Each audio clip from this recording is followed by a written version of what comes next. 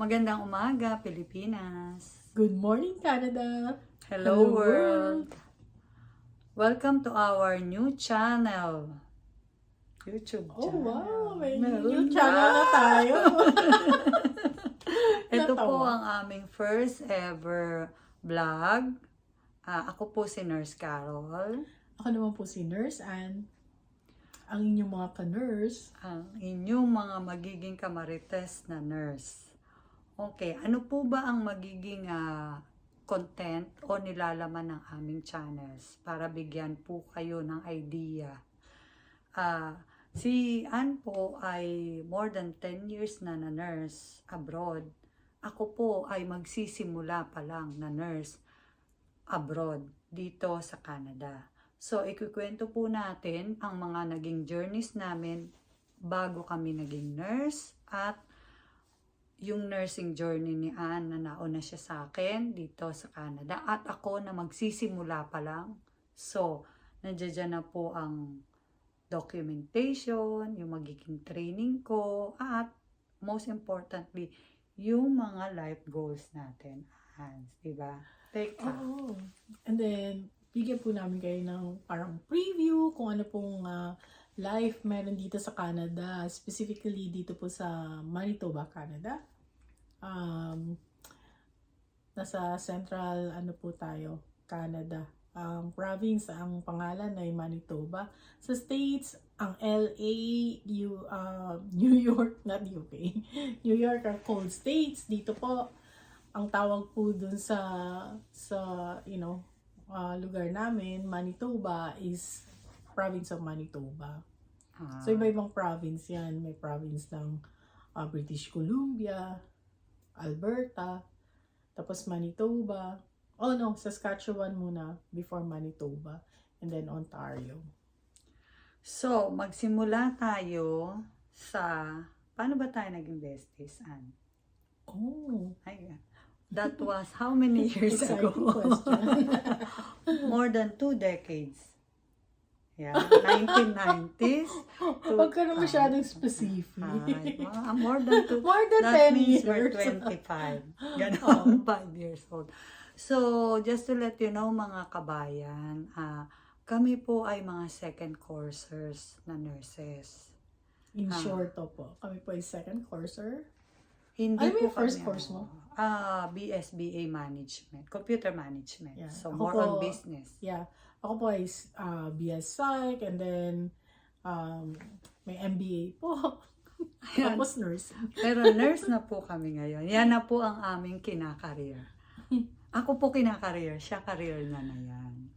Oo. So, nagsimula Ako po isang tayo. nurse and then entrepreneur din po. Ayan, magandang idea yan. So, that means, ang career natin, hindi lang specific sa isang bagay. Marami tayong pwedeng puntahan. Okay, hindi natin kailangan i-focus sa pag-nurse lang. Pwede tayo magbenta sa ospital ng kung ano-ano para kumita.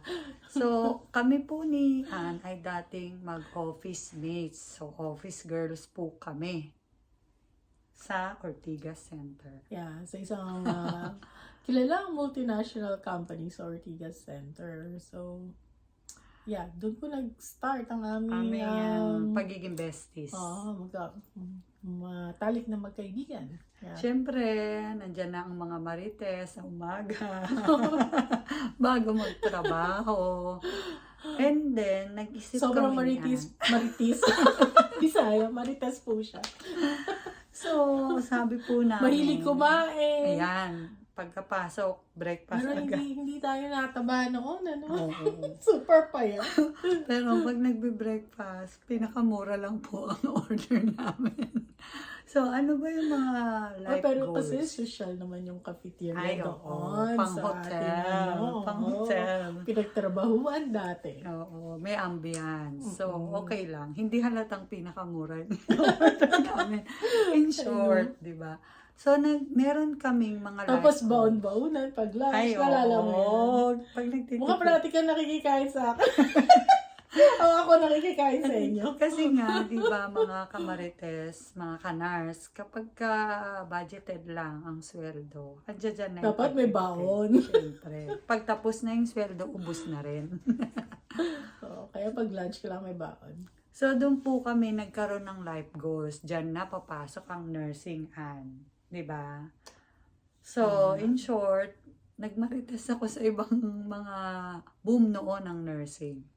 Ano ba yung mga ginagawa ng ibang tao at busy-busy sila? Kasi bago po ako nag-nursing, nag-cruise ship na po ako as OFW. So, Siya Asian. po yung talagang naunang naging OFW. Mhm. Bata ka pang mga life goals mo noon ay makapag-travel all over the world. But you got married early kasi di ba din, may sinusuportahan. Yung anak ko, syempre, as a parent, number one na in mind ng parents is mapag-aral ang mga anak. Diba yan naman po ang isa sa life goals natin. Magkaroon ng financial growth. So in short po, nag-abroad ako at madalas ang nakikita ko, ano ba yung trabaho nito? Bakit ang dami niyang pera? Or ano ba yung Bakit siya naging successful, diba? uso? Lagi naman uso. So, dyan ko nakita, ang daming nagne-nursing that time. Doon ko, naghanap ako ng eskwelahan. Nasa MBA ka pa yata noon, Ann. Yeah. No, nung time na yun. Oo. So, ganun lang ang gusto mo. Oo. Kaya ka nag-nurse, kala ko pa naman, mahal mo yung mga pasyente. Ay, isa na rin po yun. I love you all. Akala ko naman So, sabi ko, Ann, mag-nurse tayo. Sabi niya, ano? Gusto mong nag-aalaga sa... Ngayon na, sa ibang ngayon na tao. rin. Ngayon na rin. Kasama na po yun, mga kanars. So, sabi ko sa kanya, halika, mag-nursing tayo. Sabi niya, ha? Anong nursing? Libre ba yan? Okay. So, anong masasabi mo nung nag-nursing tayo, Ann? Oh well, as a second courser, marami tayong na-meet ng mga, mga interesting people. In fairness, dun sa school na pinag-aralan natin, magagaling yung mga teacher, diba? Correct. Sa anatomy. Doktor siya. Oo, doctor yun. From UST pa yun. And then, meron tayong teacher. Grabe, bilib na bilib ako yung sa maternity nursing. Oo. Super galing niya. Si, So inspiring. Dami ko natutunan. And even yung, mga gay teacher. at saka napaka-natural. Napaka-natural nilang magturo. Ang nursing noon parang kailan lang yun. Lahat, pag second courser, more on, major courses ng nursing. Kasi yun na lang ang kailangan mong i-accomplish. Minor courses, Nakuha na natin Nakuha yun during na our first course. so, diba? hindi mo na yan uulitin. So, just to remind you mga ka-nurse, yung mga nagbabalak mag-second coursers o yung mga viewers natin ngayon, may oras pa. Hindi mo kailangan kunin ng 4 na taon Oras pa. pagka magsi-second courser ka ng nursing. Ang mostly na kukunin mo na lang ay yung wala sa mga curriculum ng first course Pero mo. disclaimer, hindi po kami dito Hindi po kami related sa anumang sa mga eskwelahan. Ini-explica lang po namin yung mga pwedeng paraan para maging kabayan nurse din namin kayo. Yung mga hindi pa nurses. Yeah, but then it's kind of like your choice, di ba? You still have to love yung kung ano yung ginagawa mo or yung career mo. Like for me, ako talaga, kahit nung bata pa ako, gusto ko maging doktor. So, ayoko ata maging nurse. Gusto ko maging doktor. Kasi sa Pilipinas, parang iba yung practice ng nurse. I will find that out later on nung naging, Canadian nurse na ako. Magkaiba yung practice sa Pilipinas ng nursing. Kind of. Big deal. Pero Kumpara i-try din dito. po namin yan i-explain. Pero yung core ng nursing, like, yung compassion sa pasyente and everything, number one ng Pilipinas doon. When it Care. comes to, yeah. Yung parang total care talaga. And yung heart talaga, to care for the patient. Natural Yun ang na nakita kasi ko. sa atin yan, mga kabayan Yun nurse. yung advantage natin, mga kabayan nurse. So anyway, naisipan na namin i-create tong, vlog na to. Vlog. To inspire. To inspire. Tsaka hopefully, in the future, parang to help out people, dyan sa, especially yung sa Pilipinas. Magkaroon kayo ng idea how nursing is practiced here in Canada. Yeah. And also, para ipakita sa inyo yung journey ni Carol. Kasi magandang example siya. Ay, kasi, example talaga. Yeah, ba example, no? Guinea I mean, yung mag-i-start ka ulit kasi after. mag-start siya eh.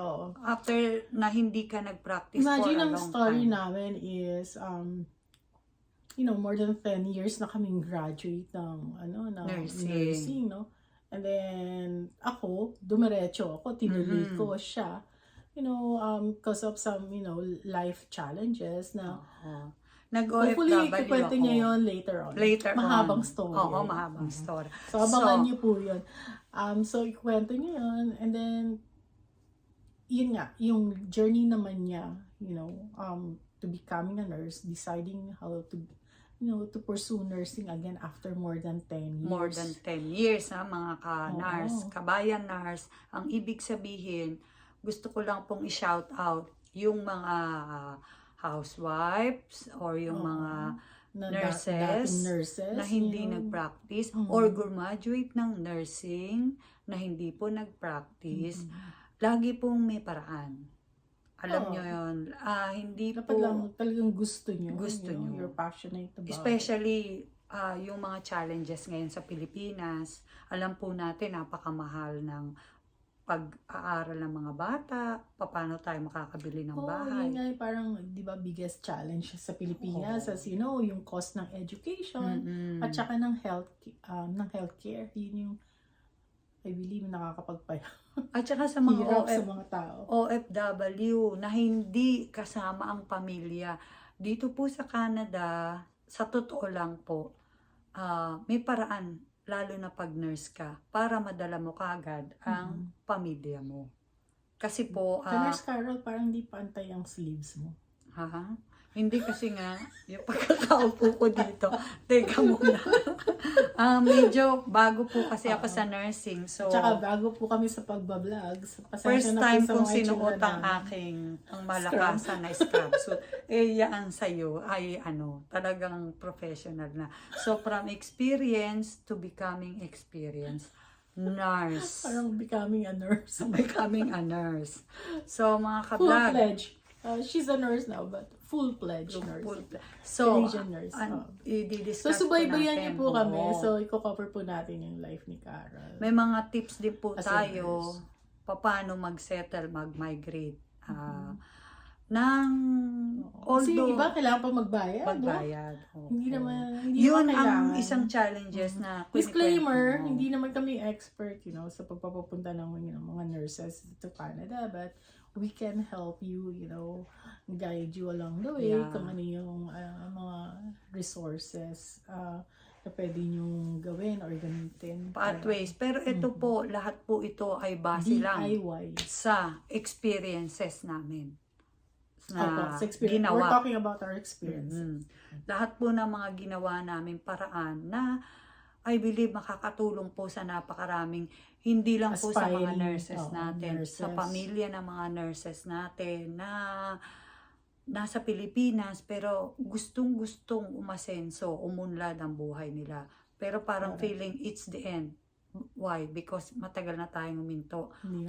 Share ko po sa inyo, as in more than 10 years po akong hindi nag-nurse.